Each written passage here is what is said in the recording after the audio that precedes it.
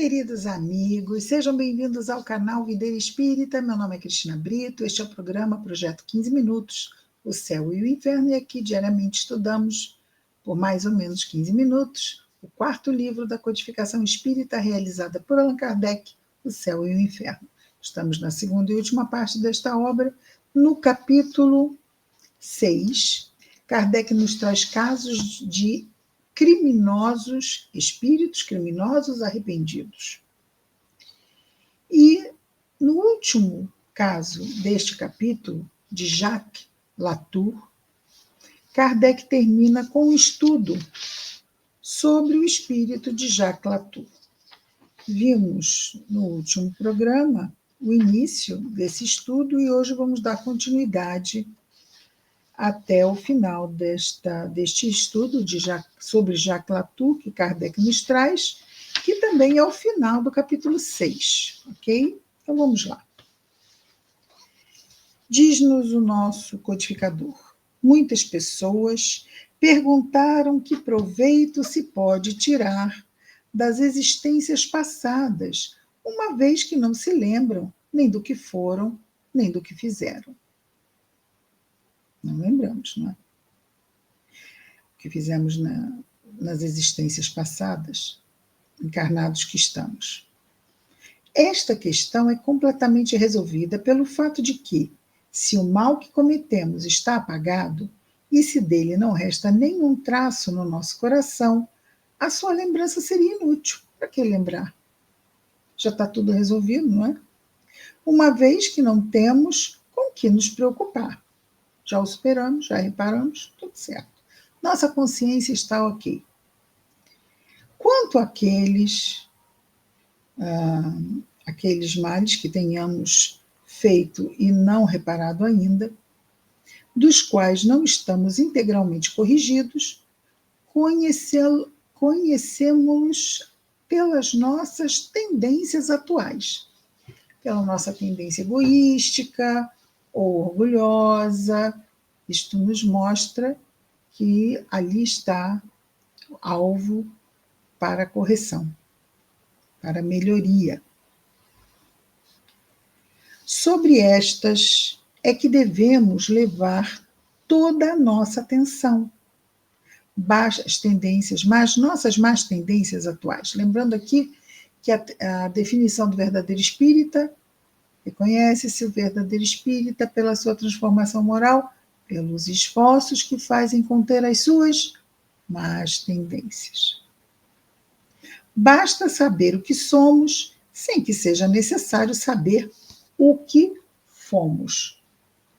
Deixar o passado lá no passado. Vamos nos ater ao presente.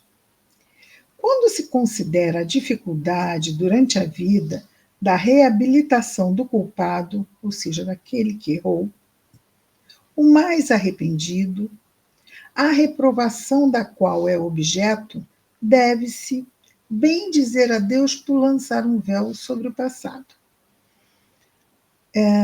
Se há erros no passado, dos quais nos arrependemos, o que isto nos traria de bom? Kardec nos diz que bendizemos a Deus por não lembrar. Se Jacques Latour fora condenado a tempo, antes de morrer, e se tivesse pago, seus antecedentes fariam-no rejeitado da sociedade. Ou seja, se ele tivesse ido para a prisão, pago tudo, e depois de liberto, o que ia acontecer? Todos saberiam do seu erro, e ele seria exilado dentro da sociedade. Quem quereria, apesar do seu arrependimento, admiti-lo em sua intimidade? Quem ia fazer isso? Difícil, não é? Nós sabemos, a reabilitação, a pessoa pode estar muito imbuída, mesmo a integração das pessoas que saem das instituições prisionais, como é difícil que elas sejam reabilitadas à sociedade, exatamente porque há esse preconceito muitas vezes. Hoje está muito melhor que no tempo de Kardec. Existem programas para facilitar a ressocialização dos apenados que já cumpriram lá a sua pena. Mas ainda hoje é um desafio. Mas ao tempo de Kardec, havia os libertos das instituições prisionais eram execrados, né, totalmente apartados da sociedade que eles querem voltar a participar, né, da sociedade honesta, da sociedade trabalhadora. É o preconceito, pelo que se sabe. As faltas e erros das nossas vidas passadas. Ninguém sabe dos nossos e nós não sabemos dos de ninguém. E isso nos facilita a integração de todos nós de volta à sociedade. Deus é realmente justo, mas é tão misericordioso para conosco, não é? Os sentimentos que Jacques Latour manifesta hoje como espírito, ou seja, como desencarnado, nos dão a esperança de que na sua próxima existência terrestre, na sua próxima reencarnação, será um homem honesto, estimado e considerado. Mas suponhamos nós que se saiba quem foi Jacques Latour, dos crimes que ele cometeu. A reprovação iria persegui-lo ainda. O véu lançado sobre o seu passado abre-lhe a porta da reabilitação. Poderá sentar-se sem temor e sem vergonha entre as pessoas mais honestas. Quantos há que gostariam a todo preço apagar de sua memória de homens certos anos da sua existência, marcados pelo erro, não é? Então, a reencarnação ela nos favorece essa oportunidade de trabalharmos a reparação dos nossos erros, o desenvolvimento das nossas virtudes, sem essa chaga do preconceito, não é? E de sermos mal vistos e mal vermos outros também.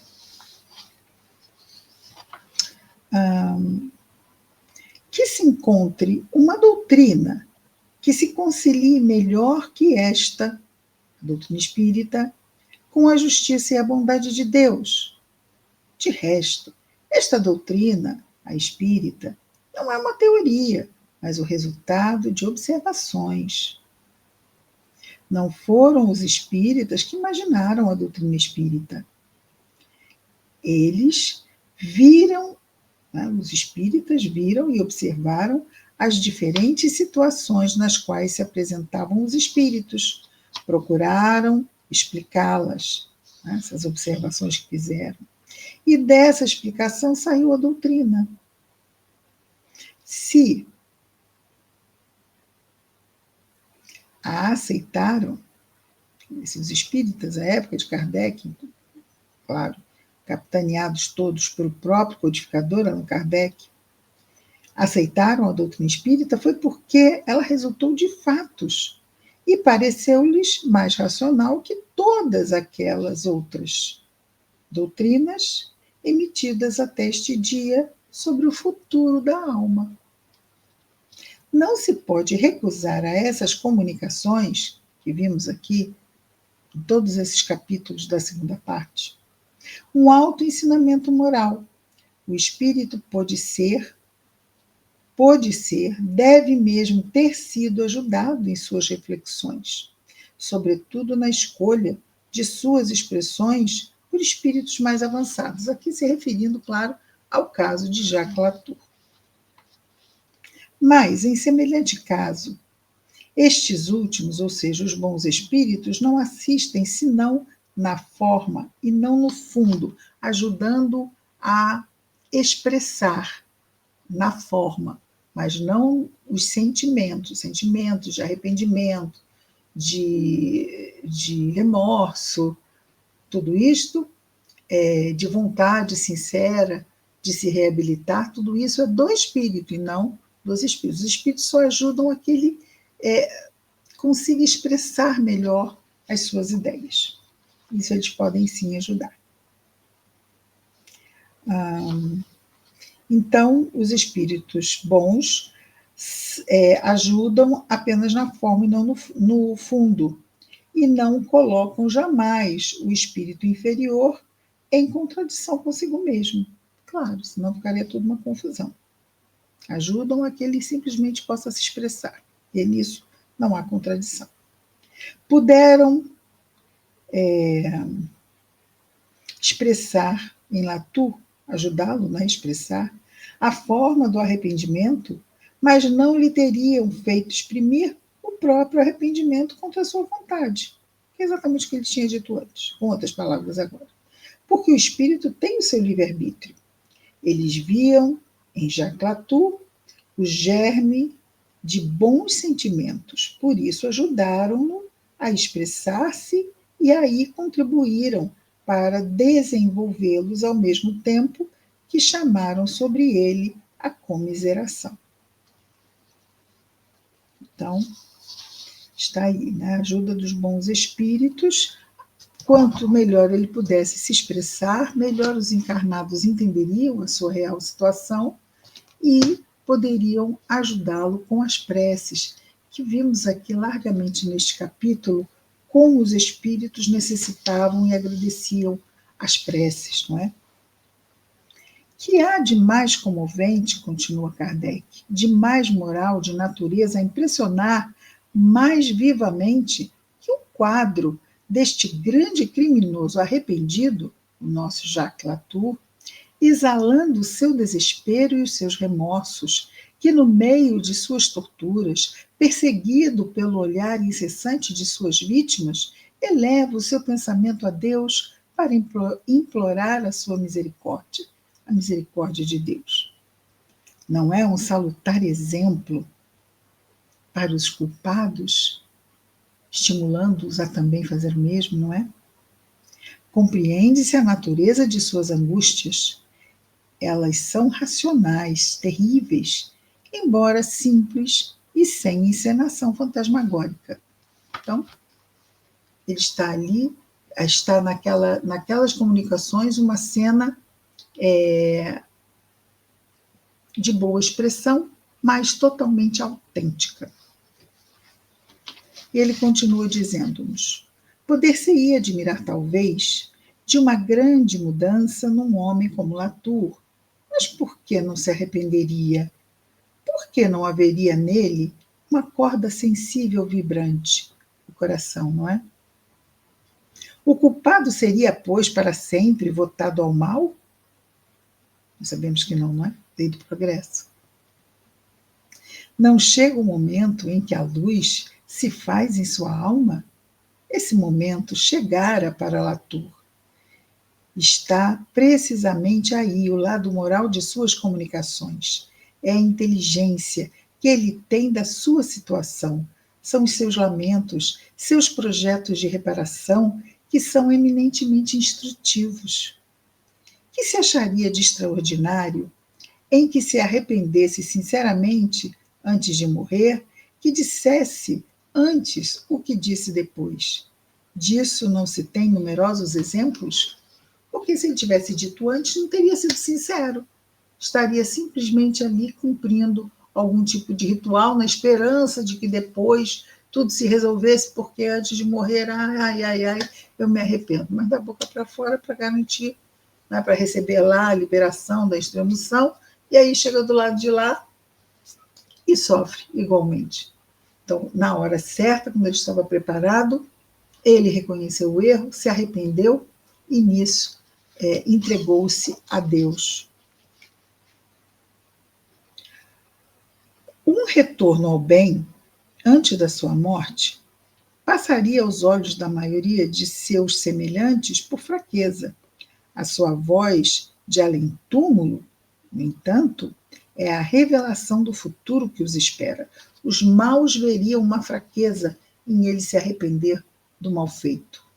Mas, ele vindo depois, ele dá testemunho, e aí é o que Kardec diz: a sua voz do além-túmulo é a revelação do futuro que os espera. Está na verdade absoluta quando disse que o seu exemplo é mais próprio para conduzir os culpados que é a perspectiva das chamas do inferno e mesmo do patíbulo, onde eram executados pela guilhotina, não é?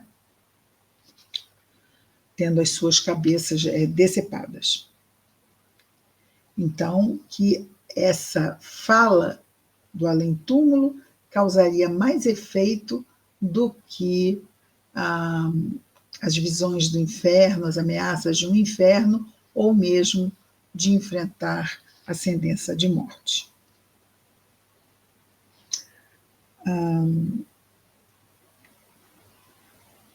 Estamos para conduzir os culpados, por que, pois, não as daria nas prisões? Isso ali faria refletir mais de um, assim como disso já temos vários exemplos, porque estes livros vão estar disponíveis, como estão hoje em dia disponíveis nas bibliotecas das penitenciárias. Então, os detentos que estudam esses livros, que estudam essas comunicações, podem se beneficiar delas, porque são extremamente instrutivas. E se reparar, não é? E buscar o bom caminho ainda encarnados.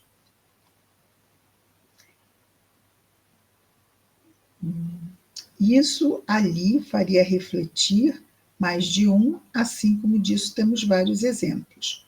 Mas como crer na eficácia das palavras de um morto quando se crê em si mesmo que quando se está morto tudo acabou? Não desse a nada. Palavras de morto. Morto não existe. Morto deixou de existir quando a pessoa morreu. Isso é tudo mentira. A pessoa pode tentar racionalizar dessa forma. Um dia, entretanto, virá este dia em que se reconhecerá esta verdade, que os mortos podem vir instruir os vivos. Há várias outras instruções importantes para se tirar de suas comunicações, do nosso Jacques Latour, não é? Primeiro, a confirmação desse princípio de eterna justiça, que o arrependimento não basta para colocar o culpado na classe dos eleitos. Ele vai ter que voltar e reparar, não é? Arrependimento é o primeiro passo. Ele diz, o arrependimento é o primeiro passo, para a reabilitação que chama a misericórdia de Deus. É o prelúdio, ou seja, o antecedente do perdão. O prelúdio do perdão e o encurtamento dos sofrimentos. Mas Deus não absolve sem condição. É necessária a expiação e, sobretudo, a reparação. É o que Jacques Latour compreende e para o que se prepara. Em segundo lugar, comparando-se esse criminoso ao de Castelnaudary, acha-se uma grande diferença no castigo que lhes é infligido. O nosso Jacques Latour, primeiro comparando de Castelnaudary, neste último arrependimento foi tardio e por consequência a pena mais longa. O nosso Jacques Latour se arrependeu muito rapidamente, não é? Quando foi esclarecido. Foi quase aquele espírito de Castelnaudary, lembra? Ficou isolado na casa, não é? Ficou bastante tempo, ficou 200 anos lá, uma coisa assim. A pena foi mais longa. Essa pena, por outro lado, foi quase material, ao passo que, com Jacques Latour, o sofrimento é mais moral. É que, como dissemos mais acima, num a inteligência era bem menos desenvolvida que no outro. É necessário alguma coisa que possa atingir os seus sentidos obtusos, né? As cordas do coração, como ele diz, e também as cordas do entendimento, né? Se podemos falar dessa forma. Mas as penas morais não são menos pungentes para aquele que chegou ao grau requerido para compreendê-las. Não se pode julgá-las pelas queixas que Latour exala. Não é a cólera, é a expressão dos remorsos, logo seguida do arrependimento e do desejo de reparar, a fim de avançar. Então, Jacques Latour não estava mais, vamos dizer assim, instável, desequilibrado, e aquele falando, não é a cólera, é a expressão dos remorsos. Logo seguida, essa expressão dos remorsos, do arrependimento e do desejo de reparar e avançar. Nosso Latour estava mesmo no bom caminho, agora, enfim, não é? E aí terminamos, fomos um pouquinho mais adiante hoje, terminamos aqui o nosso capítulo 6, amanhã começamos mais um capítulo do nosso O Céu e o Inferno, aqui no Projeto 15 Minutos. Até lá, muita paz a todos.